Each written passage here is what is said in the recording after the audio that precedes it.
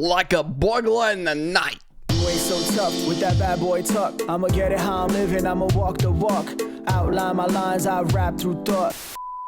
Hello dear sweet friends, and welcome back to Football Therapy with me, your host, Jan. I do hope you're doing well. Guys, I really do hope that. Welcome back to Chelsea news. Chelsea have signed Manchester United main wonder kid target, Giovanni Quenda, in the dead of the night. That's right, we've had Here We Goes from Fabrizio Romano's, and a piece here that in just a moment I'm going to share with you guys from big authority, or transfer authority, David Ornstein.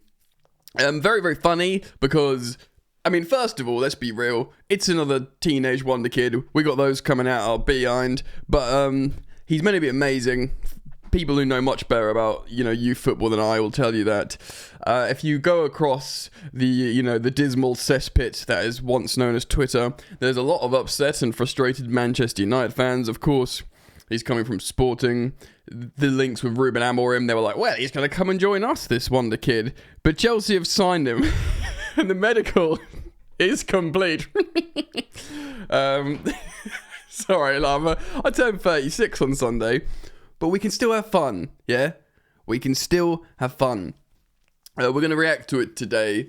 Maybe speak about Esteval a little bit. Paez, Santos, who knows? Penders, the team for the future. It does look pretty darn exciting, I must say. Yeah, man, of course, football comes first, and we did play a game of football yesterday. We won it, actually, completing what can be described as an underwhelming 4-game winning streak, but doesn't matter. The W's matter, of course, as long as we don't get absolutely annihilated on Sunday by Arsenal. I'll try and do a match preview of that game, maybe tomorrow. Of course, Sunday is my birthday, turning 36, and Arsenal are going to ruin it, so let me have fun now. Thank you for joining me as always. Support the content. You can, why not subscribe for my birthday present? That'd be nice. Hey, like and subscribe. Yeah. So yes, the meme continues. Another teenage sensation, yeah? Another one to add to the list. Tell you what, when they all mature, it's like financial investments or premium bonds or ISAs. When they all mature and come to fruition, we'll have the best bloody team in the world, right? Yes, apparently, we'll find out what happened in just a moment, but apparently he agreed to the project. It's worth mentioning. Well, let's just find out. So this is the article I'm going to be citing here. David Ornstein, Chelsea reach agreement with Sporting to sign winger Giovanni Quenda. I won't share the screen with you because it's just text, but I will read it and we will learn Wagwan together. Chelsea have reached an agreement with Sporting CP to sign Sporting Club de Portugal to sign winger Giovanni Quenda. The 17-year-old will remain at the Portuguese club next season and then move to Stamford Bridge the following summer. So, there you go. It's essentially the Esteval, the Paez of last season. Yeah. We get to be excited about those two players joining us for the next campaign, like arriving at Chelsea in a matter of weeks. Of course, we are a little bit confused still of what to expect with Paez, a very, very high ceiling. Penders as well, the goalkeeper, loads of teenage sensations. Of course, the one that's scintillating, getting everyone super excited is, of course, Esteval Willian, the Brazilian winger / number 10, who has broken all Neymar's records, who's been called up to the Brazilian first team at 17 years old. He's the one, right? He's the guy. But Man United fans were hoping they were going to get their guy through Giovanni Quenda. I've seen some clips of him this morning, since this story broke in the night. Of course, we got the Here We Go from Romano as well. He does look very exciting. So the fee is in the region of 45 to 50 million euros. So what's that? Around 38 million pounds to 44 million pounds, which is quite a lot. It says not far off what Manchester United were aiming to pay when exploring a deal for him in January. So they've already tried to sign him last January. Of course, this will almost certainly... they'll have their own scouting network, Man United. They're still a big boy club, despite, the memes and stuff. But, of course, you'd have to say that the Manchester United manager, Ruben Amorim, would have been the main link here. Like, by the way, we've got this kid in the academy. He's mustard, mate. You got to bring him here. And they probably tried to, spend a little bit more time looking into it. I want to spend a couple of moments speaking about the Manchester United perspective after I read this article, and of course Chelsea as well. But a medical has been completed. It's done for the Portugal under-21 international, who will feature prominently for Sporting in the upcoming campaign. So that'll be exciting. That's something to... Sorry, I'm clearing my throat. I've got, like, hay fever at the moment. Crazy hay fever.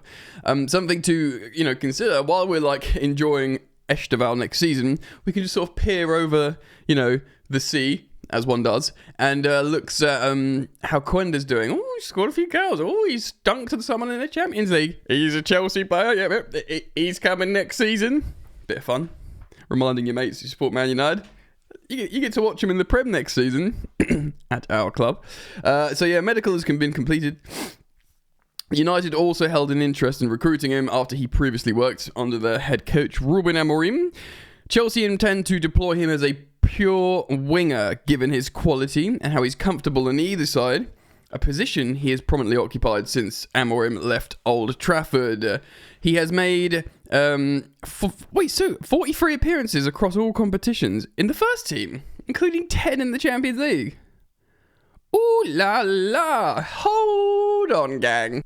And yes, I've found his stats on X Value, so we can have a little look at him in just a moment, so keep it locked. So yeah, he plays, he's the 17-year-old, plays in the first team a lot, 43 appearances this season. Chicken Oriental, nothing short of. Chelsea are currently 4th in the Premier League and return to action on Sunday to meet Arsenal. Let's not bring the mood down for a moment, yeah? Let's just enjoy this in isolation. There's a little analysis here. Quenda is the latest in the line of incredible talents to be nurtured by Sporting in Portugal. Although he was signed from their rivals Benfica, having spent much of his youth career as a winger, he's impressed at wing-back under Ruben Amorim in the early stages. It's understood by people that he will be playing as a pure winger for Chelsea, not as a... Because obviously, if we are all in on Maresca, whatever your opinion is on that, might be good, might be bad, Maresca simply does not use width from fullbacks. And apparently, he was... Romano said he's bought into Maresca's project, so he's going to be playing as a winger at Chelsea. He's left-footed, like all the other players we've bought, Esteval and Pires, and Palmer, but he's played on both flanks over the course of his career. He frequently drops into half spaces in the centre of the pitch too, making him a prospective fit for the number 10, for 4 of the 10 outfield positions in a back three system. Yeah, that's why he was looked at for the 3-4-3. When deployed out wide, Quenda's pace is his biggest strength, as he can accelerate past defenders in the blink of an eye, either lifting a powering cross into the box or with equal threat. Right. Understandably, Quenda has gaps in this game, but given his other qualities at such a young age, Quenda is a player with a tremendously high ceiling. Now, of course, we've got loads of young players. Look, Cole Palmer is going to play for Chelsea for a long time. He will score goals again, I'm sure of it, and he'll be very good. Esteval Willian can play as a right winger, but he wants to play in Palmer's position, which is a good thing. This is like what we wanted, probably, hopefully. We haven't seen him yet, but hopefully this is the Joao Felix versus Palmer situation we wanted. Palmer versus Kendry Pires, 2 insanely good players to fill a position at a high level, hopefully Champions League and Premier League, and of course one can move out to the right. Great, and similar with Pires, but with Quenda looking like a conventional winger. We'll look at his stats in just a second, but I just want to quickly talk about the Man United perspective. Naturally, Man United fans are fuming, and yes, while that's fun as rival fans, the thing is with Man United, yeah, for those of you following, and I've been following the stories and reporting on them or reacting to them with my commentary on the second channel, Football Yannick, where I talk non-Chelsea stuff, all football. Again, if you want to give me something for my 36th birthday, go and subscribe to Football Yannick, my second channel. The thing is with Man United, we know, they're in dire problems financially. We've freaking seen the interview with Jim Ratcliffe. He's like, we're screwed. We have no money. We're going to run out of money. Look at this £2 billion stadium we're about to build. No one's allowed to eat lunches, etc.